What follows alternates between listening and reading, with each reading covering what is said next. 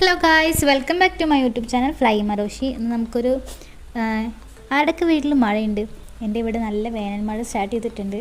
നല്ല മഴയാണ്, അതുകൊണ്ട് തന്നെ നല്ല സൗണ്ട് ആയതുകൊണ്ട് തന്നെ എടുക്കുമ്പോൾ എത്രത്തോളം ഉണ്ടാവും എന്ന് എനിക്കറിയില്ല. അപ്പോൾ നമ്മുടെ വീഡിയോയ്ക്ക് കിടക്കാം.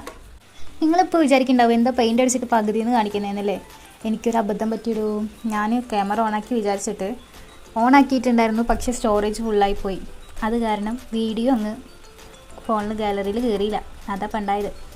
അപ്പോൾ പിന്നെ പകുതിയിൽ നിന്ന് എന്തായാലും ഗ്ലാസ് സാധാ നമ്മുടെ നോർമൽ ഗ്ലാസ് എടുക്കുക, എന്നിട്ട് പെയിൻ്റ് അടിക്കാം. ഇതേപോലെ ഒന്ന് വെട്ടി കൊടുക്കുക.